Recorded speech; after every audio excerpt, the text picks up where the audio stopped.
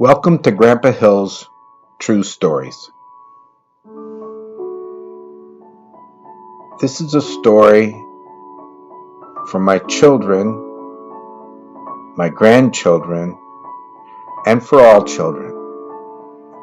In a special way, it is a story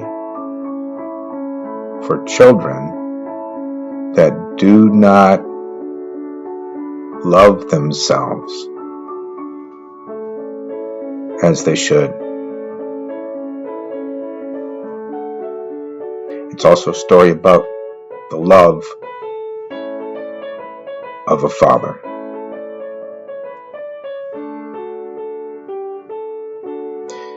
It was in November 1975. I was in Colorado Springs, Colorado. I think it was the second day or maybe the third day after I had left the United States Air Force Academy. I had been asked to leave the academy. I did have an honorable discharge. My dreams and my plans of who I was going to be, the career I was going to have, the college education that I was going to have, they were broken and they were gone. And it was morning, and I was in the hotel room. I was sharing the room with 3 other men, most of them much older than me. I had signed a contract, and I was selling magazines. And when I would go to sell those magazines, I was always with somebody that was much more experienced at selling magazines.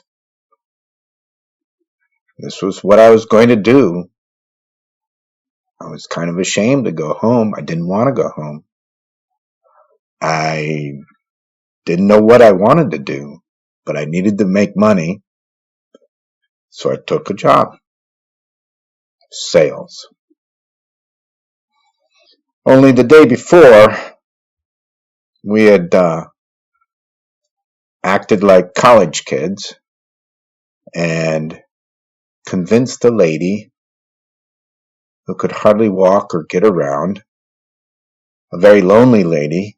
We had knocked on the door where it says no solicitation, and she had let us in, and we had sold this lady about $750 worth of magazines. I don't even know if she was going to read them. She had such a good time helping us get along in our college careers. And I knew that I'd ripped her off. Me and the other fellow. That was my teacher. And I didn't like doing that to her. And I didn't want to get good at doing that for a living. I didn't like sleeping with the other 3 men. And going from town to town. But I'd signed a contract. I was accepting the room and board and the pay, and that was the deal. So it was morning, and they were having coffee. Some of my coworkers, the manager wasn't there yet, and I had my coat on and my duffel bag, my military dress coat in my duffel bag, and I walked out the door, and I started hitchhiking. and I was hitchhiking south. It was cold in Colorado, or getting colder, and I was headed south. By the end of that day, I was in El Paso, Texas. My ride had taken me all the way. I don't think I had more than just 2 rides. One that got me out of town and one that got me to El Paso. Going through place after place after place. It was getting dark. I think I got in around midnight. I'm not sure. When got in meant, that I got a room. I got let off. I walked down the road. I found a place that said vacancies and bought a small little room for the night. And felt pretty lonely. Very lonely. And I didn't feel too good about myself. I was determined that I would do well in my life. And where I was going was into Mexico. I thought that in Mexico, I would find good work working on the oil rigs that were going in on a pretty steady pace in 1975. So before going to Mexico the next day, I made a phone call. I called home, a collect call home. I had some cash that I would keep in my shoes in different places in case I would get attacked on the way wherever I was going, that I wouldn't lose it all at one moment. So I made a collect call. No cell phones back then or anything like that. It's 1975. And I wanted to let my parents know, mom and dad, where I was going. So I called back home to Rochester, Michigan, and my mom answered the phone. We had a nice little talk. I told her where I was going, and didn't know when I'd be home. Or surely I'd come home eventually, but I needed to think things through, and I needed to find work.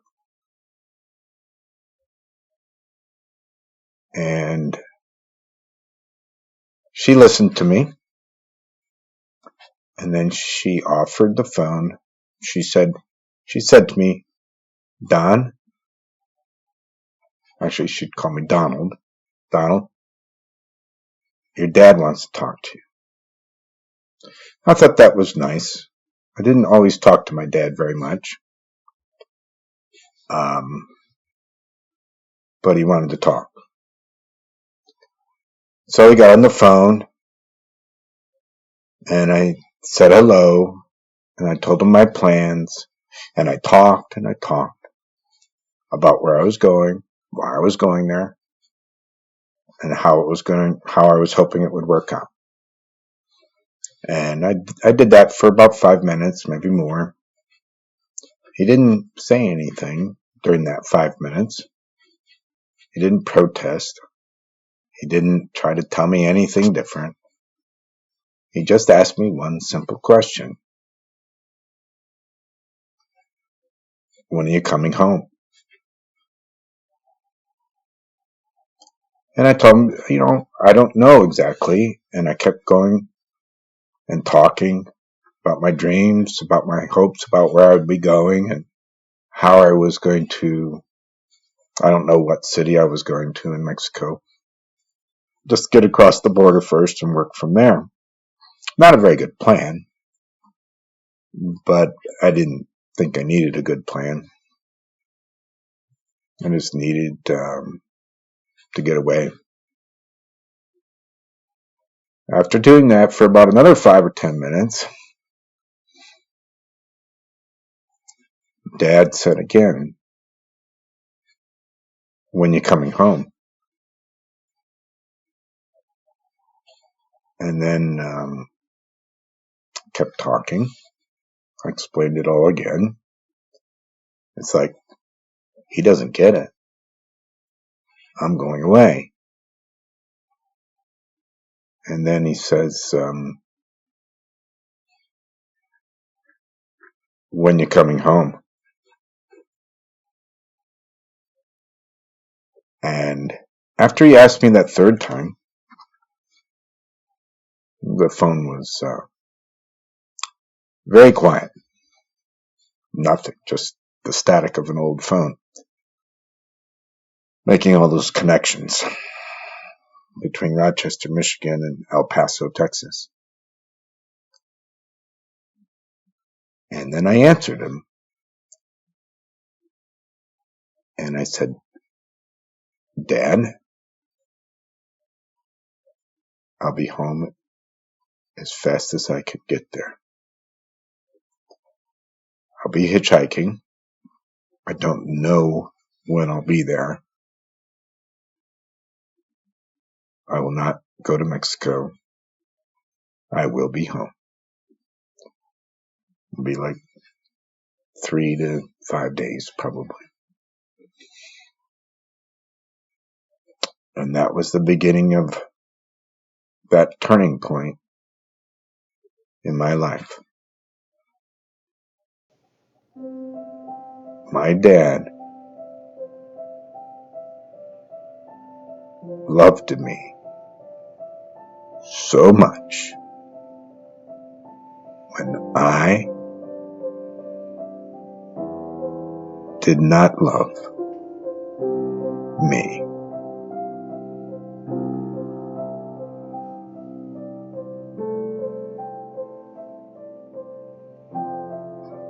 The recording, this podcast, is sent out there for you dads that love your children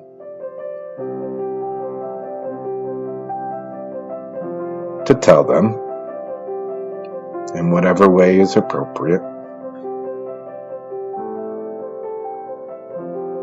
to realize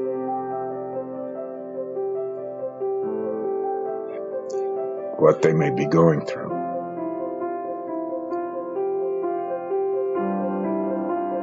And although I didn't think much of myself at that moment, I did think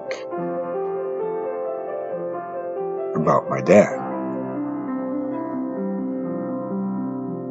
I knew that in Mexico, that if I left the family, if I left and went into Mexico, and I don't know when I'd come back, if ever, that it would hurt him a lot. He wasn't always the healthiest man with his heart and other things. And it would have broke his heart, I think. So if not for myself, for my dad, I went home. I hope anyone listening to this that's not at home, that they go home.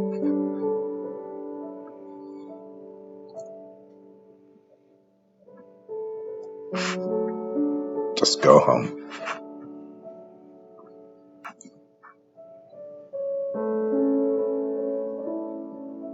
Start with the decision. Figure out a way to get better and to make amends, or whatever it is that's kept you away or separate from your father. And yeah, you might just be surprised how much he loves you and wants you to come home.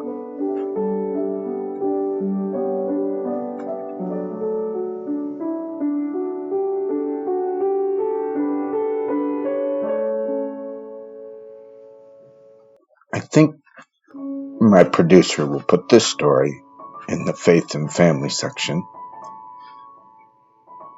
and it's my hope, it's my prayer, that if you're not home, you go home, and that you love yourself,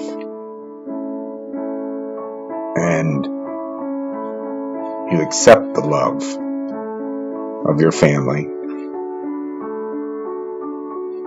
and you live a life where you are thinking and laughing and loving and living abundantly. It can happen. It has happened. It has truly happened to me. Till the next episode of Grandpa Hill's True Stories. Shalom.